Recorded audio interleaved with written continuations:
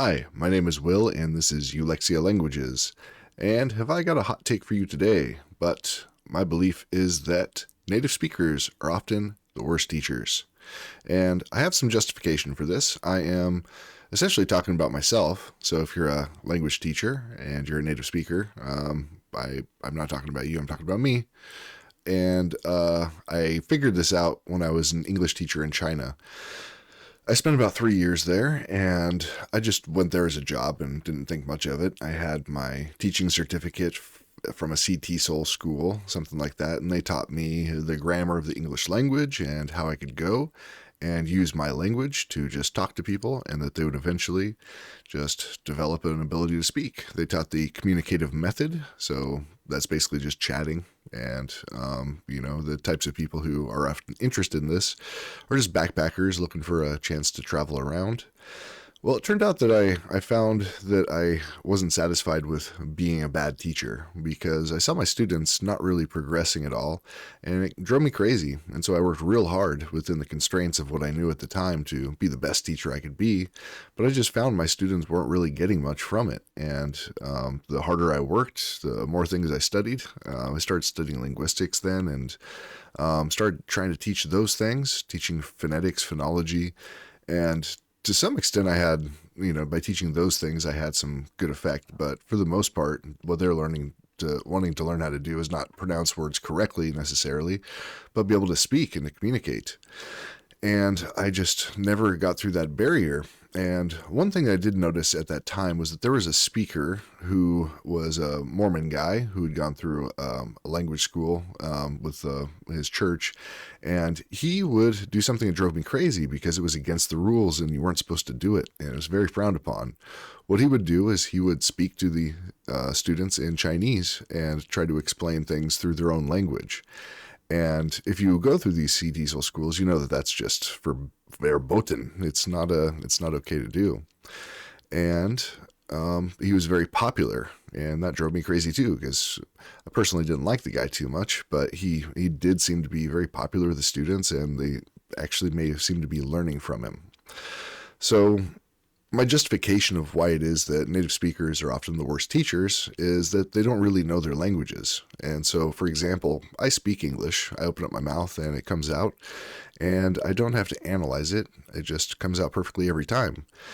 When I hear something wrong, I don't think, well, what's the structure of this language and what's the noun, the verb, and all that in order to figure out if it sounds wrong. It just sounds wrong. It's ungrammatical, and I can't explain why it seems ungrammatical to me.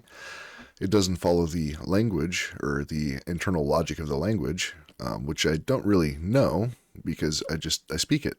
So it sounds wrong, and I can't explain why it sounds wrong. It just does. And on top of that, the grammar that I taught was incorrect. We use a traditional kind of grammar in teaching at the CT school I went to, where they taught that there were something like 13 or 23 different tenses in the English language.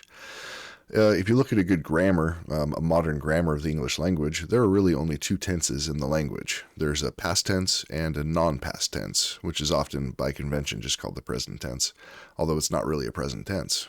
For example, if I say, I dig, it doesn't mean that right now I'm doing this thing, digging, but I say, I dig. And it's like a habitual action, or, maybe it's a characteristic of me, like that's the thing I do. Can mean a lot of things, but it's not the present. And so we don't really have a present tense in English, although we use the progressive aspect in the non-past in order to express that. So I am digging is what we say, but that am is the verb, and the tense that it's in when you say I am digging is the non-past tense. Okay, so the grammar I was taught was wrong, and I wasn't aware of that, and I really had no way to even think about it until I learned French. And when I learned French using bilingual methodologies, I wasn't taught a whole bunch of grammar and terminology, but it made me understand grammar in a very profound way. And the things that I was taught were just wrong. And so, how am I going to teach if I don't know why I know the things that I know? I take it all for granted, and I can't really analyze it. What I do know is just totally incorrect, and so it's really unteachable.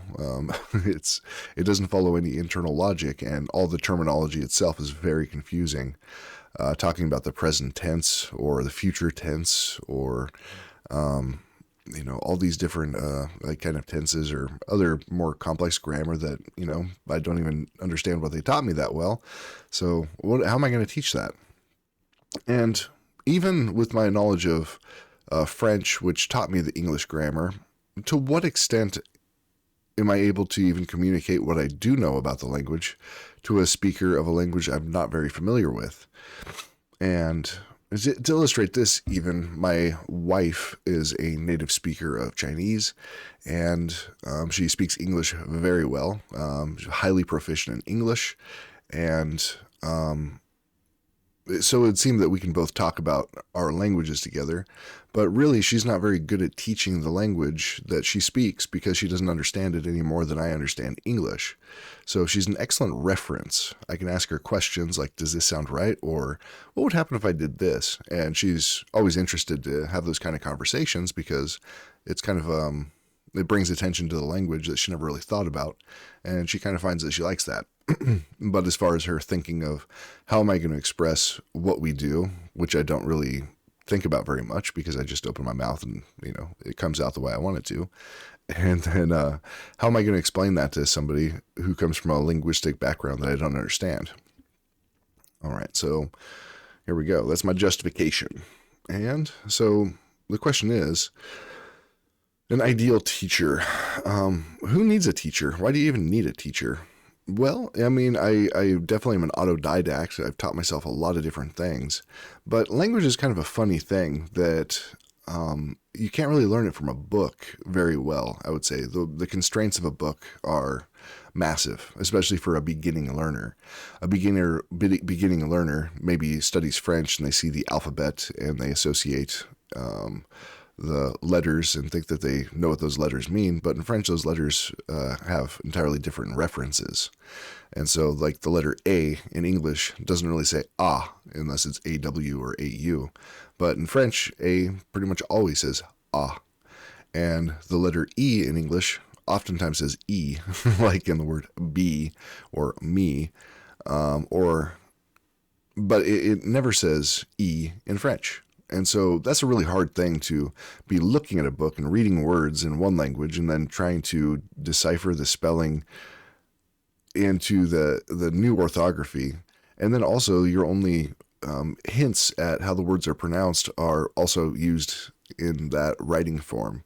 And if you're not good at the IPA, if you don't know it, and a lot of textbooks don't even use the IPA, so how are you going to get about pronouncing things correctly?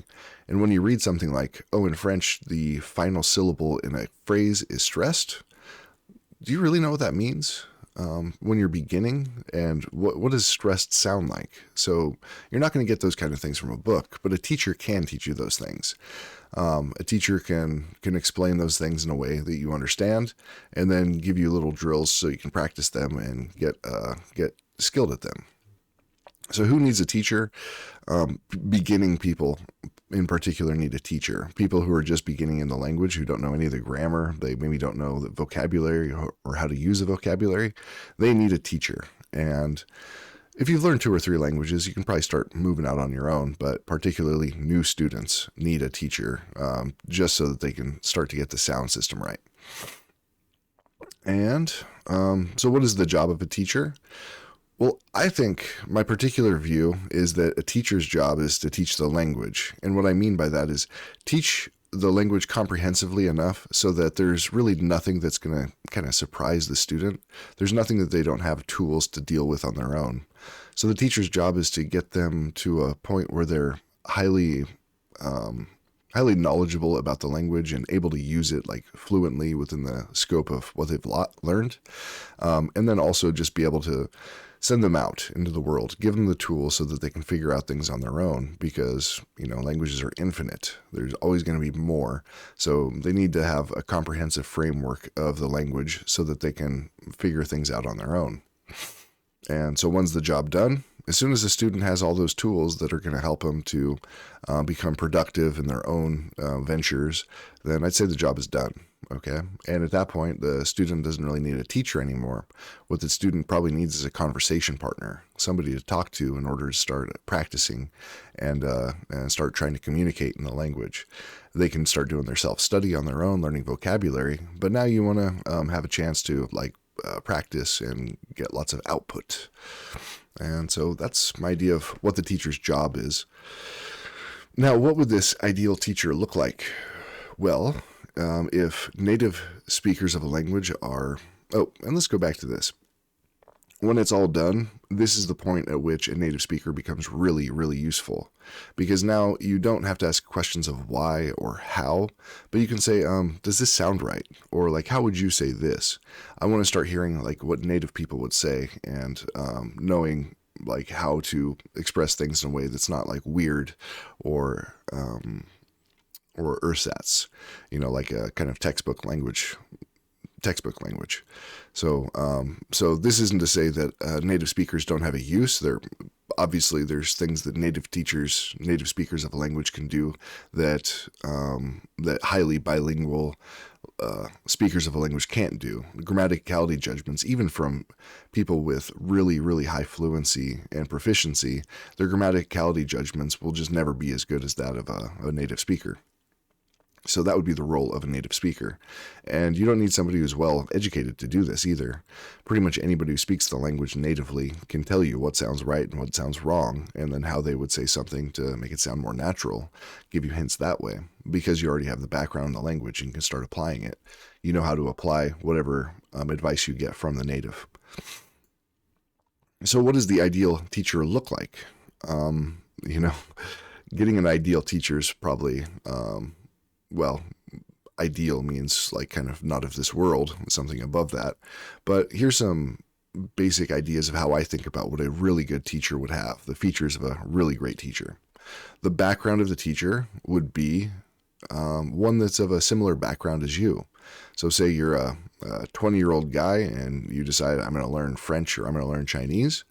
Well, if you happen to meet somebody from your hometown who at the age of 20, your age, decided to learn Chinese and succeeded and got a very high ability in the language, developed a very good proficiency and fluency, that's the kind of person you're looking for. This person not only has demonstrated that they have high ability in the language, but they also learned it when they were at a mature age and know exactly the steps that they took to get it. So they have the same linguistic background as you, and they have the kind of ability that you're looking for. If they've developed that ability, they had to do it deliberately, and they can help you replicate the circumstances that allowed them to do it. And they will probably be able to tell you a lot about how they perceive the language or how they approach certain language problems. So that's the kind of person I think would be really useful, just as a baseline background and ability. The next thing would be philosophy. Now, I don't know if you'd ever run into anybody in the wild who ever developed really high proficiency just by doing the kind of immersive stuff that you hear, like, say, dreaming Spanish. They did 10,000 hours of dreaming Spanish. They might have the background, they might have the ability. I don't know if these people exist. It's hypothetical. But they don't have the philosophy to teach you the language, because they would say, oh, just go listen to dreaming Spanish for 10,000 hours. It worked for me. And if it does, okay, if you have 10,000 hours to spare, go do that. But what you're looking for is somebody who has a philosophy of bilingual methods. So the kind of person who thinks about language in a kind of metalinguistic way. I'm thinking about how language is expressed, how forms and functions work together to create meaning. And so when they use the comparative method, looking at two languages and compare them, and they're able to express that to you as an English speaker from the same kind of way of thinking about language as you have, then that's a very good tool. Now, to go a bit further in this, I would say somebody who has a background in linguistics would be really good. Somebody who has a background in knowledge of Wolfgang Butzkum would be excellent, for this. But I think really ideal language teachers are few and far between. They're really hard to come by, because I think the art of teaching languages kind of was killed off in the 19 teens, or even the early 1900s. Kind of Teddy Roosevelt. There's a long story behind it, but Teddy Roosevelt kind of killed the language teaching art across the world, really. His nativist policies in America made it so that the traditional teachers of languages were no longer allowed to teach in America. So, for example, if you had a group of Polish people who wanted to learn English, they would find a Polish English scholar. So somebody from Poland who was an English scholar who had perfect, really, really good proficiency in the language, but also understood the English language and Polish. And so they would teach Polish people how to speak English. And then, so you'd have, imagine Germans would have the same kind of thing, or Chinese people would have the same kind of thing. But the nativist policy said that only people who have perfect accents in the English language are allowed to teach anymore. And so they got rid of that. And then they also said, we don't want this kind of grouping of different people from the same culture coming together, creating these like big cohorts of like different national identities like together, because they thought that would create fracturing within the United States. And so they moved towards a multilingual classroom. So instead of having just a Polish group of people, you'd have Polish, Czech, people from Ireland, or not Ireland because they speak English, and probably could teach it. Although I think even they wouldn't be allowed to teach it because of their accents. But Italians, Polish, French, all in the same classroom, Germans, throw them all in there. And then you, instead of having a highly skilled teacher who's, worked his whole life as this craft doing this art, instead you just get some random guy off the street who happens to speak English, perfectly because he was born there, and just talk to them, and tell them the grammar that he misunderstands and misapprehended and is wrong in the first place. So that's really kind of a shame. So we don't have a whole lot of reference to actually great language teachers. I think they exist. I think Michel Thomas was one of them. I think that if you go on Language Transfer, the thinking method guy, I think he's rediscovered kind of Michel Thomas's methods, and so he uses that. And then Wolfgang Butzkum in Germany, he writes about it a lot and is a teacher and interested in pedagogy. But for the most part, I think it's kind of rare to find these kind of teachers, although they probably exist in the wild. You hear about them. You hear about people who are highly skilled in the language and very passionate about teaching, who will use these methods. They just kind of found them and then they use them. So look for those kind of people if you can find them. Can you teach bilingually? Can you teach the language in a bilingual way that respect my linguistic background and use that not as a shameful cheat code, but as an actual tool, like a very useful tool in me developing understanding of the language and then being able to produce it. All right. So those are my ideas. But again, native speakers of a language, I'd say generally are not very good for beginners.